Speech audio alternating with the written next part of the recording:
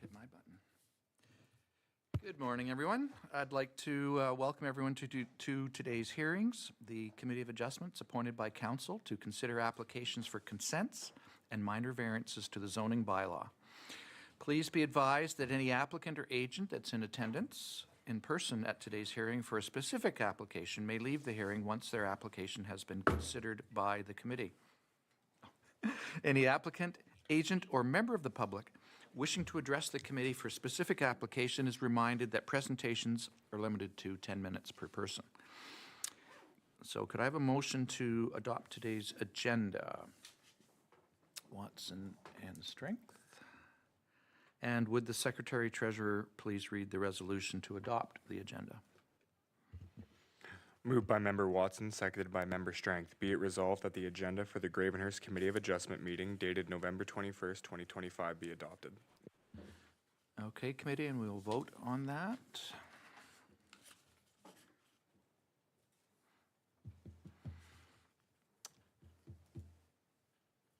And that carries, thank you. Do any committee members have any comments with regard to the minutes to be adopted today?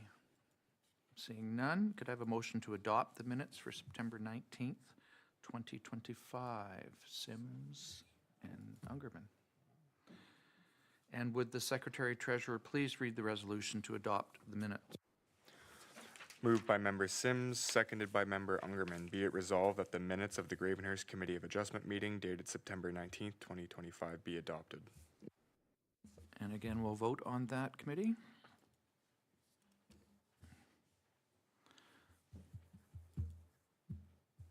And that carries as well. Thank you. Do any committee members have a pecuniary interest in the applications being heard today? Seeing none. In accordance with Section 11 of the Committee of Adjustment Procedural Bylaw, I'll ask if the Secretary Treasurer has received any requests for adjournment, deferral, or withdrawal from the applicant or agent for any application. Mr. Chair, no such requests have been received. Thank you. The Committee of Adjustment will today consider one new consent application and 3 minor variance applications under public hearings. The Planning Act requires that a public hearing be held before the Committee of Adjustment decides whether or not to approve a consent or a minor variance. The public hearing serves 2 purposes. First, to present to the Committee of Adjustment and the public the details and background to the application, and second, to receive comments from the public and agencies before a decision is made. I will briefly summarize the procedure to be used for the hearing. The Secretary-Treasurer, Adam Ager, will advise as to when, how, and to whom notice of the public hearing was circulated. The planners, Angela Jakatis, Andrew Clark, or our student planner, Jasper Skinner, will provide any other information that is relevant to the application and summarize any correspondence on file. From there, the applicant will be provided the opportunity to make a presentation, followed by questions or presentations from the public, either in favor of or against the proposal. Committee members will then have the opportunity to question the applicant, the Secretary-Treasurer, the planners, or anyone giving presentations. The proposed consent or variance will then be considered by the committee.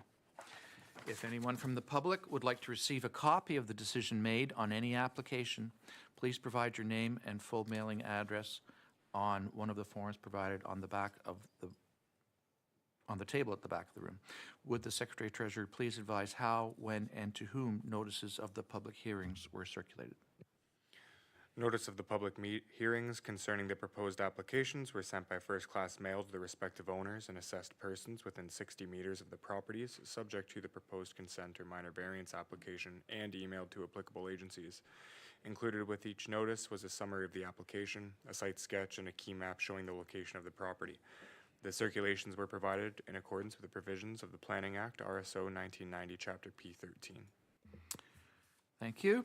It's important to note that should the committee approve any application, there's a 20-day appeal period during which time today's decision may be appealed. During this appeal period, no building permit may be issued or other work commenced.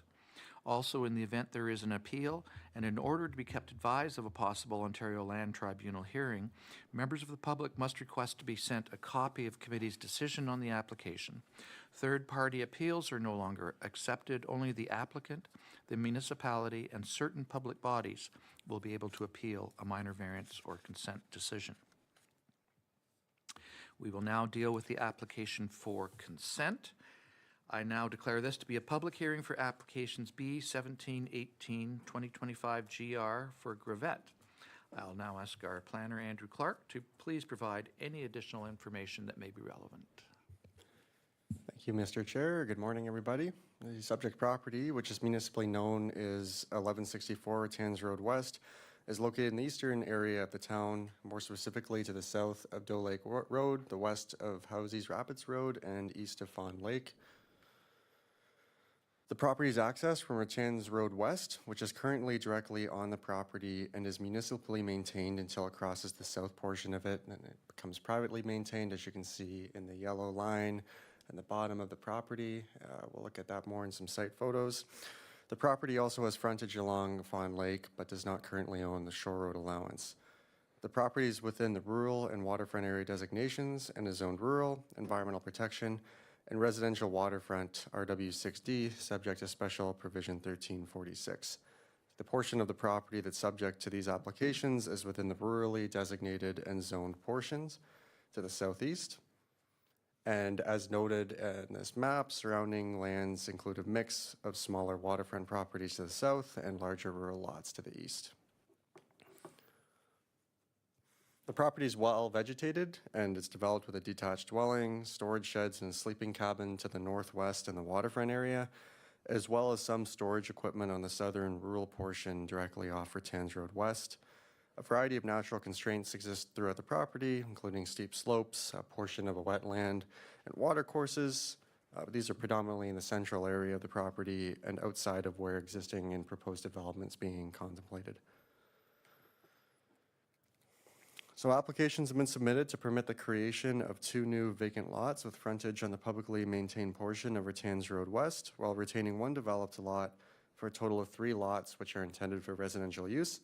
The proposed lots are on the southeast corner of the property, which we'll look at further in the next slide, but just for reference, in about this location here. So the site plan depicts the proposed lots in the southeast corner of the property, which are outlined in red. As shown on the site plan to the south of the lots, the application also includes conveying a road allowance to the town over the publicly maintained portion of Ratans Road West on the subject property that the lots would front onto. And this was a direct request from our Infrastructure Services Department. This would formally recognize that this road is municipally owned and maintained and would provide the town with clear authority to properly maintain it moving forward and regulate activities in the road allowance area. The applications have been submitted concurrently with a zoning amendment application which seeks to rezone the separate lots to residential rural in order to recognize their frontage and area dimensions, which do not comply with the minimum requirements for the rural zone. It is worth noting that the proposed lots do satisfy the minimum lot area requirement of 1 hectare and frontage requirement of 60 meters in the residential rural zone. And that application will be considered at the November 25th Planning Council meeting. Comments of no objection were received from the chief building official, subject to the lots being suitable for a proper septic system when developed. The infrastructure technologist, subject to all legal documentation relating to the conveyance of the road allowance being provided to the Infrastructure Services Department.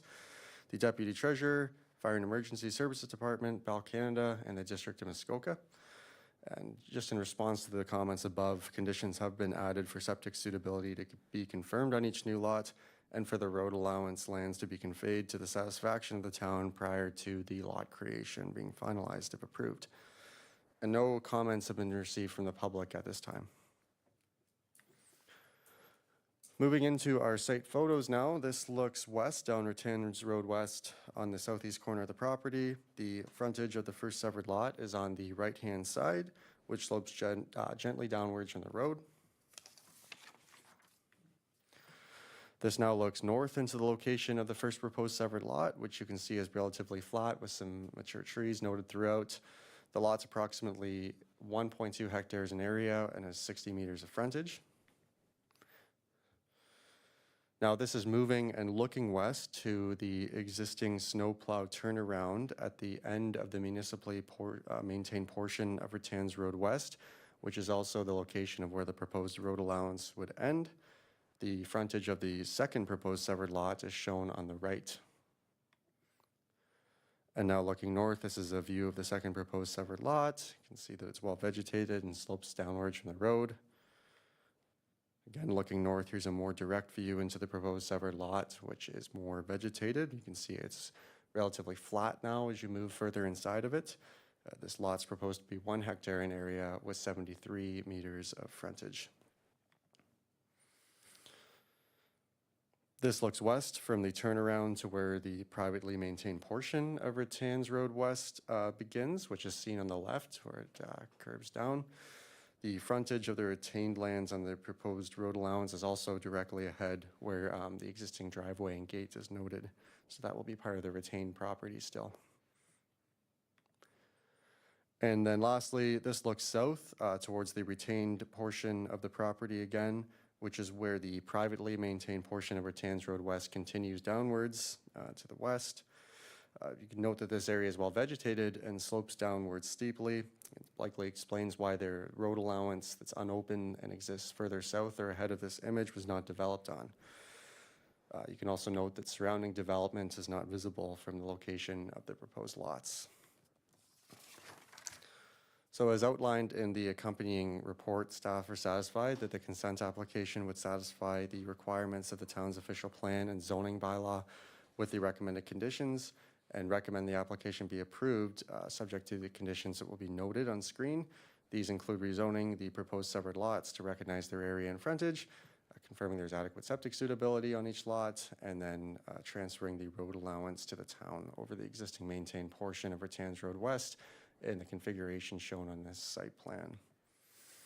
And that concludes staff's presentation. Thank you. Thank you, Mr. Clark. Do the applicant or agent have a presentation they wish to make? Please come forward. We'll need your name and mailing address, and go ahead and make your comments. Through you, Mr. Chair. My name is Ryan Lloyd, planner with Planscape, 104 Kimberley Avenue, Bracebridge, Ontario, P1L 1Z8. Thank you to Mr. Clark for his thorough report. I don't have anything substantial to add, but I'm happy to answer any questions or comments, as well as the property owners are here as well. So thank you. Okay, thank you. Are there any questions or comments from members of the public attending in person? Seeing none? Okay, committee, the staff's recommendation is to approve this consent application. Do I have a motion to that effect? Or Member Watson and Member Strength? And I will ask Mr. Ager to please read the resolution.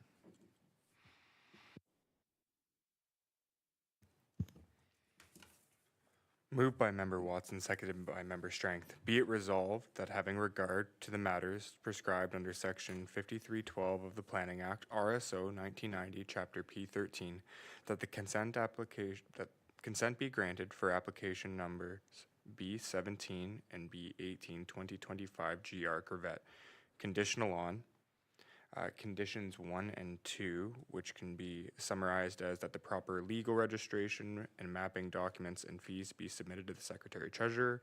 3, cash in lieu of parkland dedication be paid to the town of Gravenhurst in the amount of 5% of the assessed value of the vacant severed lots in accordance with Bylaw 9749. 4, the subject lands be brought into conformity with the zoning bylaw by means of the severed lands being zoned to recognize their dimensions and intended use.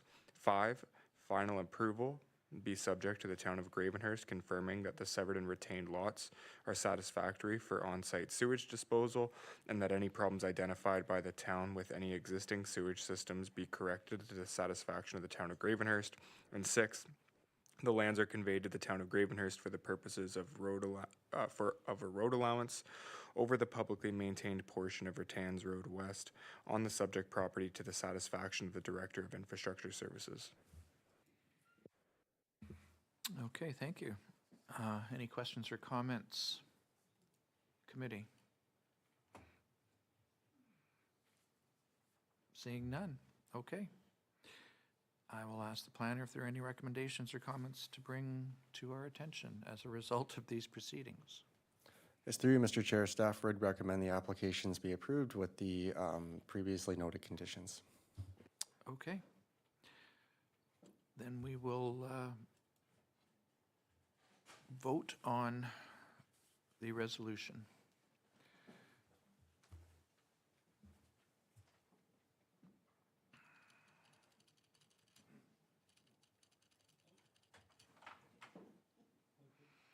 And that carries.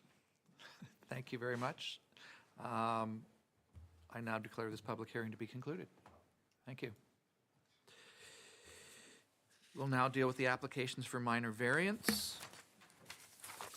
And I now declare this to be a public hearing for minor variance application A22-2025 GR for Thompson.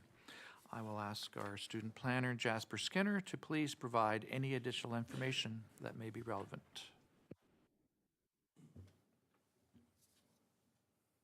Thank you, Mr. Chair. The subject property, municipally known as 1100 Sador Road, is located in the south-central area of the town of Gravenhurst, between the urban area and Kilworthy on the west side of Highway 11 South. With municipal road access from Sador Road, the subject property is zoned rural and has an official plan designation of rural area. The proposed development site has been partially cleared to prepare for construction. This area is where a previous accessory structure was located and where the dwelling remains. Otherwise, the site is forested with a wetland towards the rear of the property, outside of the development footprint. Mature vegetation divides the proposed development site from the road, and a rock ridge/outcrop partially visible in the air photo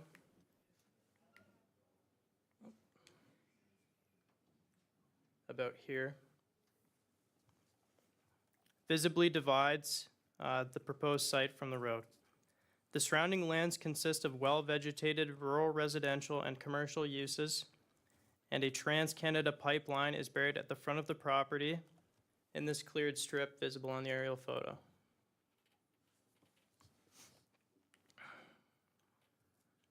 An application has been submitted to allow the construction of an accessory garage. The requested variance is to allow a proposed maximum height of 6.7 meters, where 6 meters is permitted. This represents a variance of 0.7 meters in maximum height.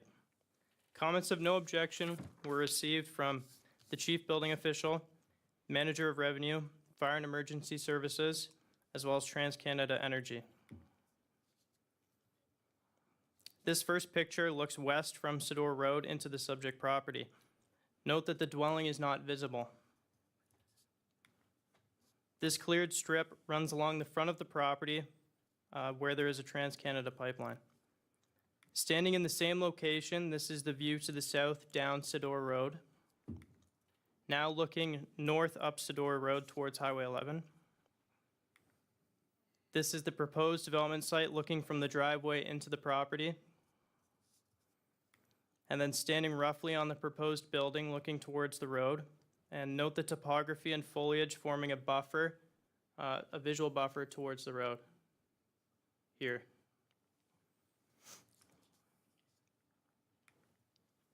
This is the view from the proposed site towards the southward neighboring property. You'll note a partially visible dwelling. And finally, this is the view of the dwelling from the proposed building.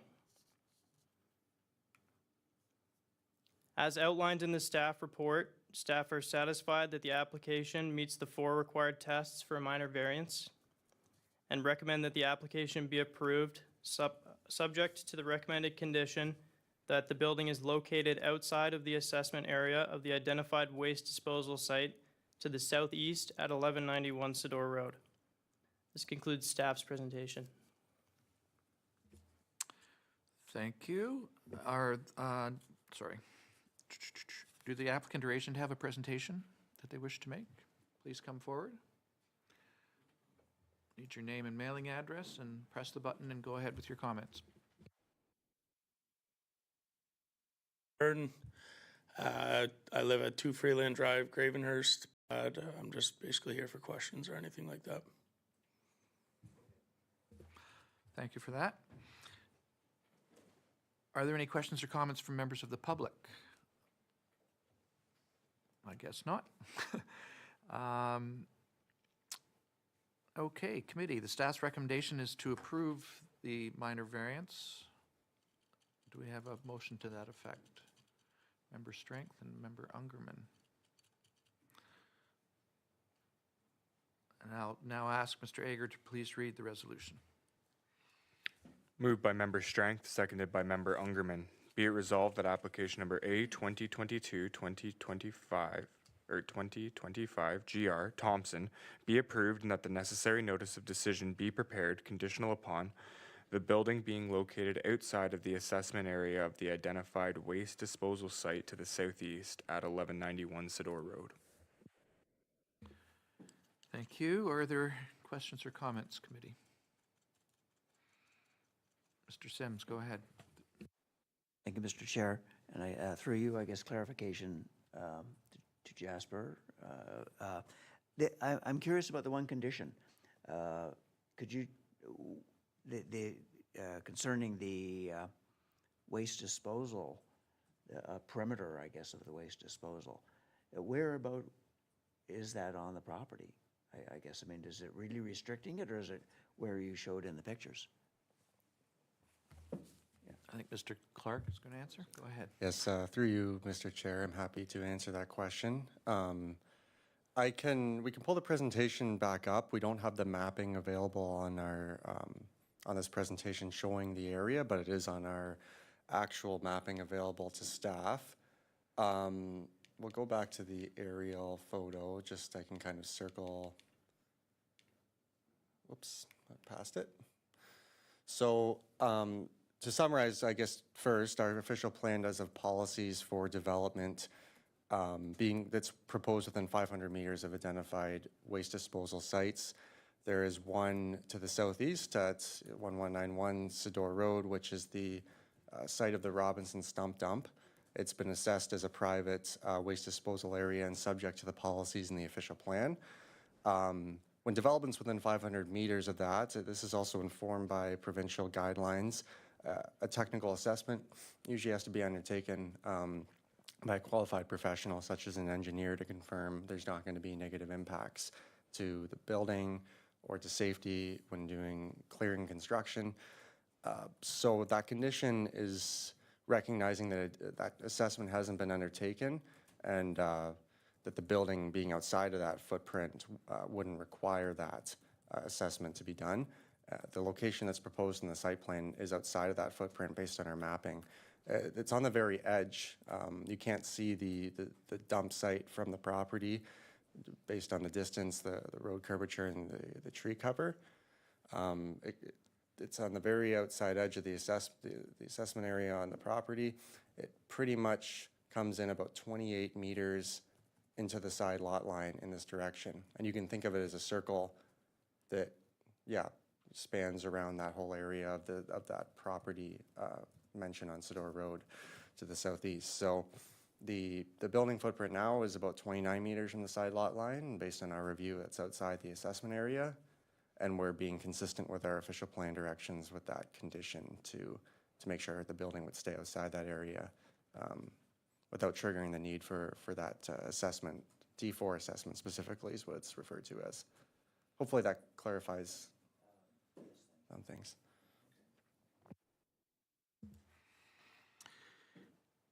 Anything further from committee? Okay, I'll now ask the planner if there are any recommendations or comments to bring to the attention of the committee as a result of these proceedings.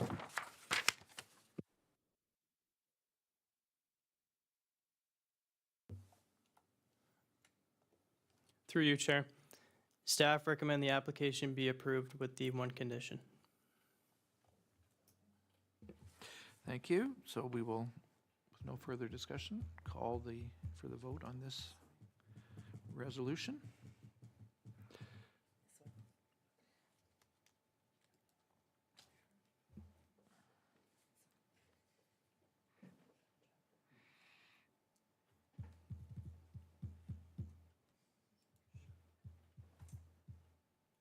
And that carries. Thank you. I now declare this public hearing to be concluded. And I now declare this to be a public hearing for minor variance application A2425GR for Borden And again, I'll ask our student planner, Jasper Skinner, to please provide any additional information that may be relevant. Thank you once again, Mr. Chair. The subject property, municipally known as 365 Isaac Street, is located near downtown Gravenhurst on the west side of Muskoka Road North. With municipal road access from Isaac Street, the subject property is zoned Residential 1 and has an official plan designation of urban residential area. The subject site contains a dwelling and an accessory structure. The surrounding properties are residential in use and aesthetic.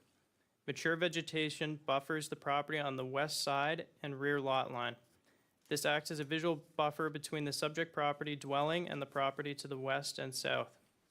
There is also a partial visual barrier to the east formed by vegetation and the accessory structure, visible here. It is visible here that the two neighboring structures are located closer to Isaac Street than the proposed addition and porch would be. An application has been submitted to allow the construction of a dwelling addition which includes a wraparound porch that is requesting a front yard setback of 4.1 meters where 6 meters is required. Comments of no objection were received from the chief building official, manager of revenue, fire and emergency services. The first picture shows the dwelling from the view of Isaac Street looking south into the property. The proposed new construction will be more than 6 meters from the traveled road. This is the accessory building, also visible from Isaac Street. Here is the view looking west from the property down Isaac Street towards the Alexander Retirement Residence. Note the mature trees forming a visual barrier on this lot line. There is a line of sight across the road to the northerly property and dwelling. This view exemplifies the single detached residential character of the neighborhood. The view from the back to the front of the property. Note the structure and vegetation buffering the east lot line. That's on this side. This is the rear of the property, which is lined with mature vegetation. Note that the rear neighboring dwelling is not visible. The proposed wraparound porch would be on the easterly side of the dwelling, the front and the rear. The variance would be for the front-facing portion. It is staff's opinion that there will be no negative impact on road maintenance, sightlines, or the streetscape. As outlined in the staff report, staff are satisfied that the application meets the 4 required tests for a minor variance and recommend that the application be approved. This concludes staff's presentation. Thank you, Mr. Skinner. Do the applicant or agent have a presentation they wish to make?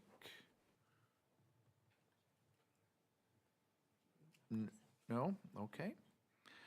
Are there any questions or comments from members of the public? And I don't see any.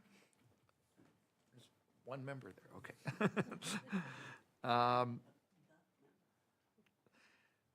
Okay, seeing there's no presentations, the staff's recommendation is to approve the minor variance application. Do you have a resolution to that effect? Ungerman and Sims? And I'll ask Mr. Ager to read that resolution. Moved by Member Ungerman, seconded by Member Sims. Be it resolved that application number A24-2025 GR Borden be approved and that the necessary notice of decision be prepared. Thank you. Committee, any questions or comments on the application? Mr. Sims. Thank you, Mr. Chair. Just a comment is that the further extension towards the road, so it's the setback from the road, based on the aerial photograph that was provided, shows that it's actually no closer than the neighboring house. So this one doesn't seem like it's a problem at all. So I'm in support. Thanks for that. Okay. I'll I'll ask the senior planner, or I guess is it the senior, anyway. I'll ask if there are any recommendations or comments to bring to our attention as a result of these proceedings. I guess it says senior planner here, but I don't know. Whoever wants to. Staff would recommend that committee approve the application. Thank you. Just so you can get your, in the meeting, right? Thank you. Okay. We will, we'll call for the vote on this then.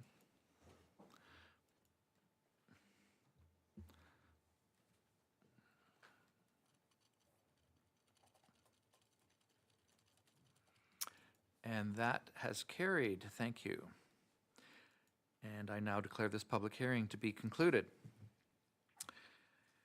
I now declare this to be a public hearing for minor variance application A25-2025 GR for Schmidt. And I will now ask the planner, Andrew Clark, to please provide any additional information that may be relevant. Thank you, Mr. Chair. The subject property, municipally known as 9 Island 35 LM, is in the northwest area of the town and is a waterfront property on Miller Island with frontage on Lake Muskoka. The property is within the waterfront area designation in the official plan and is zoned residential waterfront RW6A. The property is on the southern side of Miller Island and is currently accessed from Campbell's Landing Marina. The property is within a residential waterfront area, which is generally defined by similarly sized lots on Miller Island and Taylor Island, as can be seen in the southwest. The property is developed with a detached dwelling with an attached deck, a sleeping cabin, a shoreline storage shed, and a dock that is on the southeast portion of the property, which is also, it's visible on this map, just in this location here. The property is at the end of a cove, which is approximately 75 to 80 meters wide and is considered an official, a narrow water body, both within the official plan and zoning bylaw. It's well vegetated outside of developed areas with mature trees noted throughout the shoreline and remainder of the property, and does slope downwards gradually from the water. The immediately surrounding lands consist of similar development and terrain characteristics. The abutting property to the west is vacant, but does contain an existing floating dock, which is just visible on the edge of this aerial here. There's also a dock on the adjacent southeast property, which is not visible on this map, but is approximately 66 meters from the existing dock on the subject property based on the aerial mapping. Committee members may be familiar with this property, as a minor variance application was approved at the May 16, 2025 hearing to permit a maximum dock projection of 9.7 meters, where 6 meters is permitted on properties within a narrow waterway by the zoning bylaw, which was intended to allow an addition to the existing dock on the property shown on the orange area on the site plan. At that hearing, a concern was raised from the southeast neighboring property owner that the existing dock encroached into the required 6-meter projected side yard, which was not contemplated in this proposal. This was confirmed by a survey provided to the neighbor to staff after the meeting, and a surveyor who was then retained by the applicant afterwards. The existing projected side lot line setback was confirmed to be approximately 5.1 meters. So the applicant would like to move forward with their planned addition using the existing dock footprint based on the footprint which has been confirmed by the applicant surveyor, which is reflected on this drawing. Additional zoning relief is being requested for a reduced setback from the projected side lot line to the southeast and an increased projection than granted by committee previously.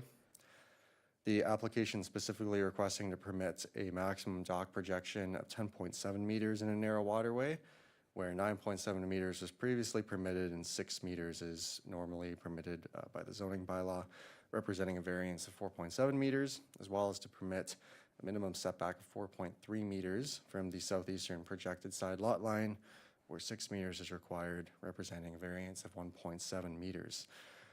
Just so you can quickly note in the site plan that the requested projections on the south side of the dock, which is shown on the right, and is informed partially by the orientation of the shoreline and existing dock envelope that were confirmed in more detail by the surveyor. The requested side lot line setback results from extending the dock outwards. Given the orientation of the existing footprint, you can note it's at an angle. And you can also see that the proposed addition is relatively the same by maintaining the existing dock width and extending 2 fingers outwards to create a central boat slip. Comments of no objection were received from the chief building official, who did note that a surveyor may also be required to confirm the setback after the addition is built at the building permit stage from the side lot line. The Deputy Treasurer, Fire and Emergency Services Department, and a letter of support was provided by the owner of the property immediately to the west, which we discussed on the previous aerial, and who also owns the property at 12 Island 35 LM, which is across the channel further southwest. Moving into our site photos, again, these were taken in May of this year and were the same photos at the previous meeting, but this looks north into the existing dock, from the existing dock into the property. You can note the existing shoreline and dwelling and sleeping cabin. This looks west from the end of the dock to the neighboring property across the cove. The end point of the existing dock where we're standing is proposed to extend approximately 2.5 meters in this direction, and is not anticipated to result in negative navigational impacts given the frontage and the development characteristics of the adjacent property, as well as the overall unobstructed distance between the shoreline. This looks north from the end of the dock to the end of the cove, which includes the frontage of the subject property on the right, and also the frontage of the neighboring property shown previously on the left. This is not an area where frequent or fast-moving boat traffic would be anticipated. This looks southeast towards the projected side lot line where the relief is requested. You can note the existing dock on the neighboring property, which appears to be well separated from the existing dock footprint and does appear to have a similar projection and design to what's being proposed in this application. You can also see that the shoreline's in a very natural state and provides a good buffer between the development on this property. Now finally, this looks in the same direction, but from the shoreline area, which shows the existing dock footprint and its orientation relative to the property frontage and abutting channel. The addition would not extend the existing dock, would extend the existing dock outwards on each side, essentially square it off, provide more mooring space for the applicant. Would not be expected to result in negative impacts to access to the existing cove based on the channel characteristics and the existing footprint. So as outlined in the staff report, staff are satisfied that the application would meet the 4 required tests of a minor variance, and therefore would recommend the application be approved, subject to the condition that the dock addition occurs in the proposed envelope shown on the site plan, to recognize some of the features that affect the relief, such as the orientation of the existing dock and the shoreline. And that concludes staff's presentation. Thank you. Thank you, Mr. Clark. And at this time, I'll ask for comments from the agent, Danielle Ingram, who is pre-registered to address us electronically. Please ensure that your microphone and video are turned on and press the talk icon. Oh, there she is. No, she's in. Thank you. Good morning. Thank you, Chair Jorgensen and members of the committee. We'd like to thank staff and the adjacent neighbor for the supportive comments for this application. As Mr. Clark noted, this is the second time this application is appearing before you, and it is due to the update related to a survey that was provided. At this time, I have no further comments, and thank you to Mr. Clark for the thorough presentation. I'm here for any questions. Okay, thank you. Hang around. If we do have any questions, we'll bring you back in. Okay, and is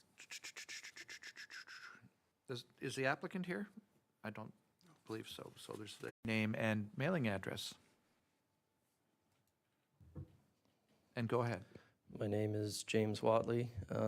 My address is 1999 Muskoka Road, 169, Gravenhurst, Ontario, P1P 1R2. I'm speaking on behalf of myself and my mother, Susan Easton, who is the owner of 35 LM8, the neighboring property. We ask that they are not granted the variance in order to build under the minimum setback towards our property line. We feel that it could negatively affect our property as well as result in them further using our property. Currently, they have their water line on our property, and I have the measurements on our licensed Ontario land survey showing that it is over our property line about a meter, to which they claim it is not. There seems to be a discrepancy as to where the property line is, at least from their point of view, as they have not provided a survey, at least to my family, to show where they believe the property line is. It also brings up concerns that the measurements provided in their site plan are not accurate, as their previous site plan stated that the dock was 6.06 meters away from the property line, which conveniently was the correct setback, and now acknowledging the fact that it isn't. So, we also feel that with their boats that they have, if they were off on their measurements with the projected property line, boats technically would be over the property line projected in the water.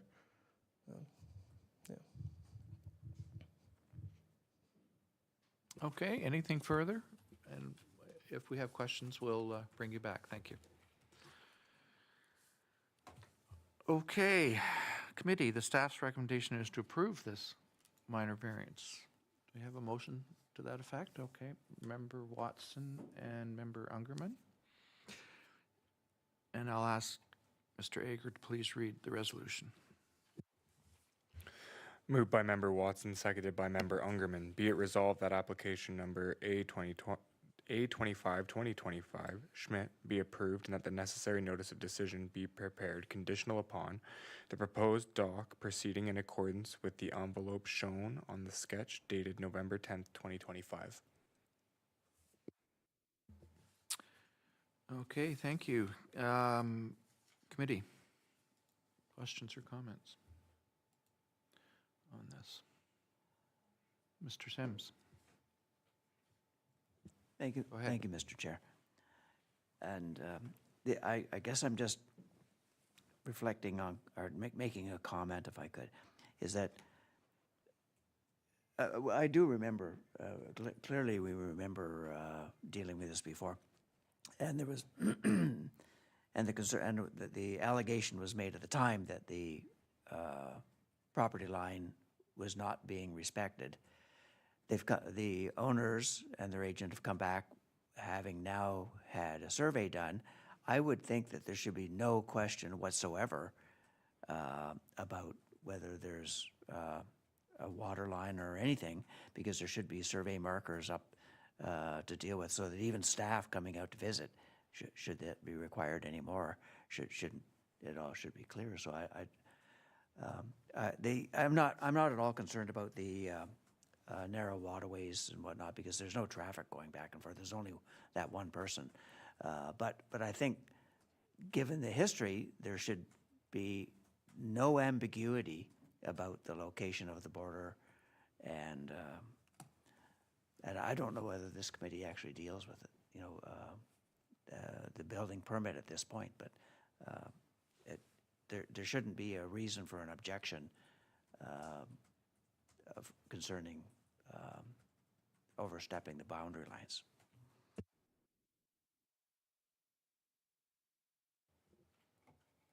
Anything further? Mr. Ungerman. Through you, Mr. Chair. I'm just wondering if the neighbor who had some objections, can you come back for a sec? You've suggested that there was some mismeasurements and encroachments. What's the basis of that assumption or conclusion? The previous application for a minor variance showed that their dock was 6.06 meters away from our property line, or the shared property line, and not acknowledging that, and it didn't acknowledge that the protrusion of their dock coming out would further encroach on the minimum setback. It then was revealed that they had no such survey and that the site plan was provided to them by a previous owner.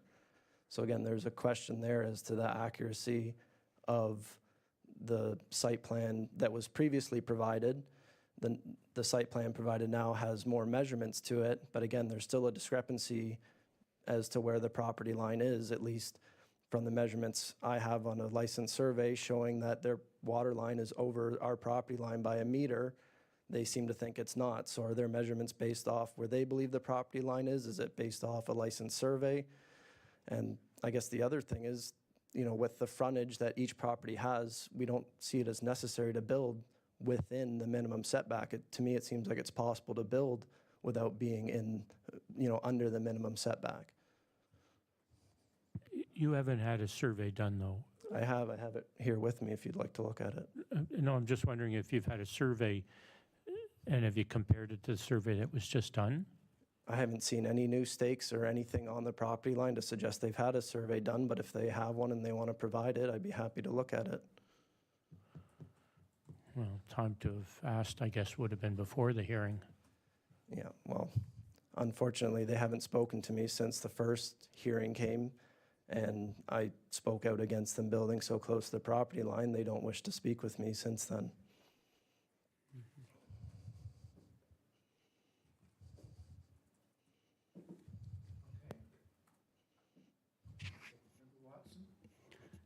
Thank you, Mr. Chair.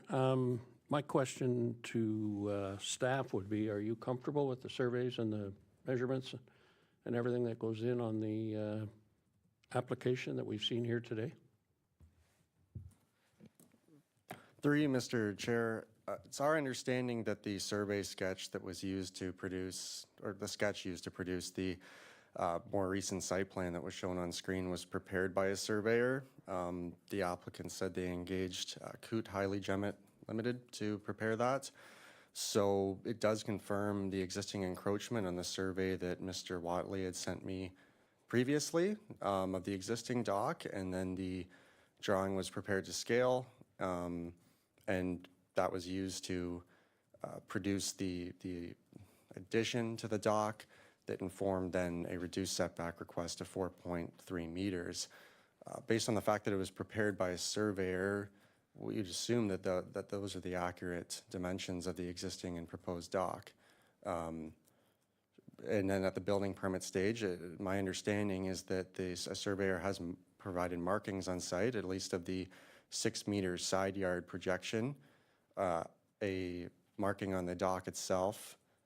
There may have been another marking that was referenced by the owner, which could be used to confirm the setback, or if there was a discrepancy, the surveyor may have to come back out and confirm that the build did occur at the permitted setback. But it's my understanding that a surveyor was involved in informing this updated footprint, which is partly why the application's coming back for the additional relief.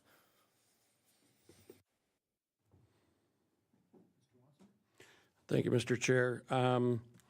So further to follow up on that, when it goes to the building permit stage, they will also have a copy of that, so the building department would be able to verify all measurements that we are approving here today?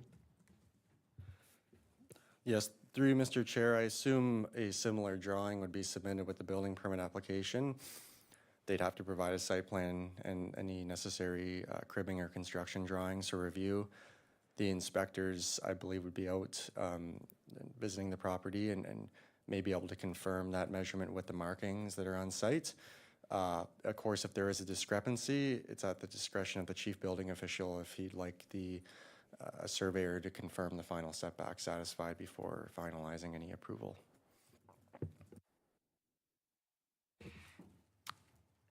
Mr. Watson, are you, okay, you need to push your, are you, or, yeah. You sure?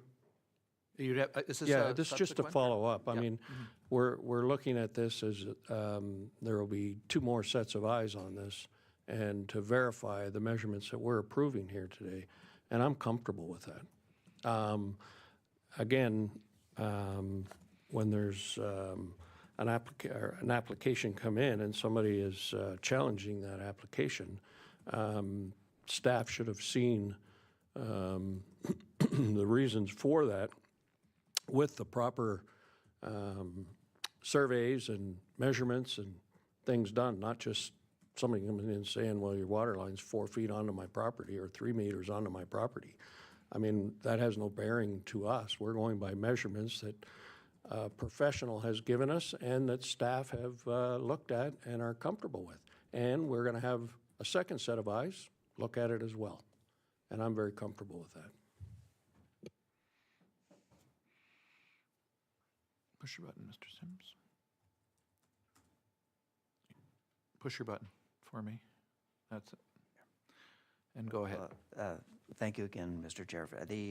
I'm comfortable, just following up on Mr. Watson's comments. I would be comfortable too if the more recent survey that has claimed we've heard has occurred has left behind visible markings that everybody, including the owners of the properties and the staff that go on site, can then see. So my question actually would be to the agent, Ms. Ingrams, to confirm that in fact the applicants plan to have those markers clearly visible as we would expect them to be.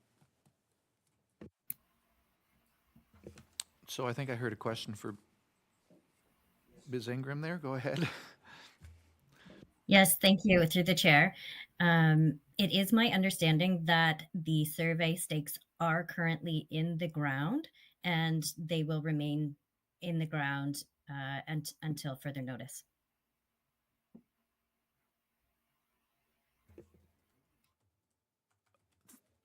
Thank you. Yes, I'll permit you to just comment on that. I was at the property last Sunday and I could not see any visible stakes. And just curious, are these stakes marking the 6 meter setback or are these stakes marking where the property line is? Again, nothing, seems to be actually provided here to give proof of any of this. Ms. Ingram, could you confirm what the stakes are marking? We don't know what they're marking. Yes, thank you, Mr. Chair. Through you to the delegate, it is my understanding that there is a stake marking both the property line as well as that 6 meter setback. Okay, so from what I've seen, there are no additional stakes on the property line itself. I can confirm that. Looking at my neighbor's property, I don't see one at 6 meters, but it is possible I just didn't notice it. But I can assure there are no new stakes on the property line itself. It's a property line I'm very familiar with. Well, we seem to have conflicting information here, but Mr. Clark, would you like to jump into this? Through you, Mr. Chair. Perhaps we could bring the presentation back up.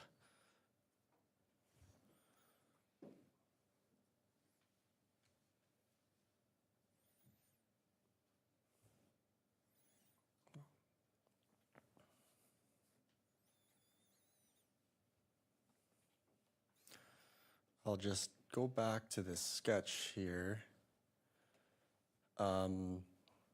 So I'll confess that I haven't confirmed the location of these on site myself. I did notice one stake on the property when I visited last time. I think it would have been where the property line was, perhaps from Mr. Watley's survey. But on the sketch provided by the surveyor, they have some markings, including a stake here at the 6 meter setback, a rebar marking, and then a spike marking on the dock. So, under the assumption that this has been prepared by a surveyor and marked, unless they were removed after, they should be in those locations referenced. And I think they were used to inform the current encroachment, which you can see the line is shown there where the 6 meter setback is and the encroachment of the existing dock, which is reflected by Mr. Watley's survey too. So hopefully that provides a bit more information, but that's what's shown on the site plan at least. Thank you. Mr. Ager would like to comment as well, our manager. Thank you. Thank you, Mr. Chair. Through you. Good morning, committee. I'd just like to remind everyone too that the crux of the matter before you is it appropriate for 4.39 meters setback for the dock projection? The building and permit will need to be required.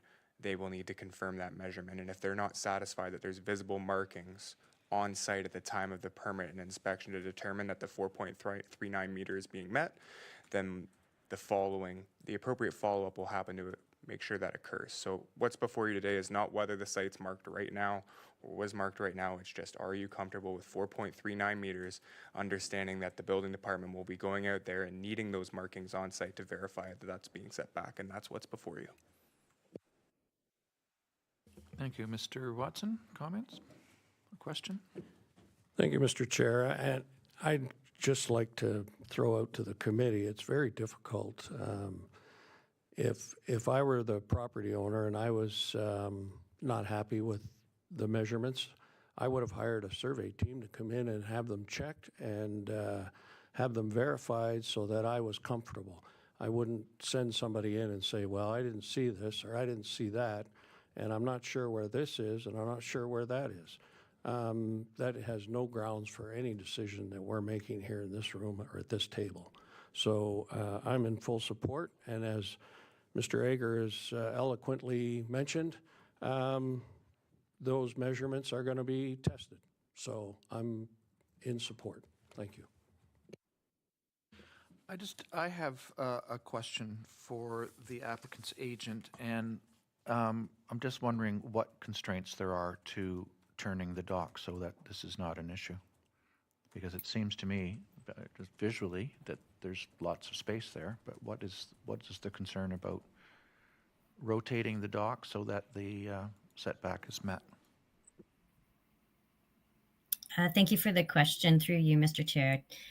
The constraint would be the additional projection into the narrow waterway, as well as the potential for encroachment into any further fish habitat. Outside of that, it would be possible, I suppose, but it would require an additional encroachment into that narrow waterway, as I mentioned. Okay, thank you. Did you want to, what are your, I think the debate is now among the committee, unfortunately. Yeah. I think we've got our evidence before us and we have to weigh that at this time, okay? Because otherwise we just get into a back and forth and it makes it more difficult. Committee, anything further on this? I mean, as Mr. Ager has said, it's up to our building department staff to confirm those measurements once and if the variance has been granted. I would also just like to comment that, the water line unfortunately has no bearing, it's not the purview of this committee. If there's an encroachment of the water line, that has no bearing on our decision with regard to the dock, of course. Anything further? Okay, and I'll ask planner if there's any recommendations or comments to bring to our attention as a result of these proceedings. Through you, Mr. Chair, staff recommend the application be approved with the recommended condition. Okay, so we will call for the vote on this.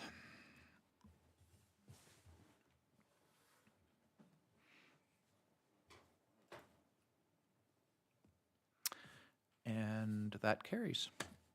Thank you. And turn myself off. I now declare this public hearing to be concluded. So the next Committee of Adjustment meeting is on Friday, December 19th, and the first meeting in 2026 will be on January 23rd. Okay. Is that your birthday? Okay, well, so noted. And as there is no further business noted on the agenda, could we have a motion to adjourn? Watson and Strength, and we'll vote on the motion to adjourn.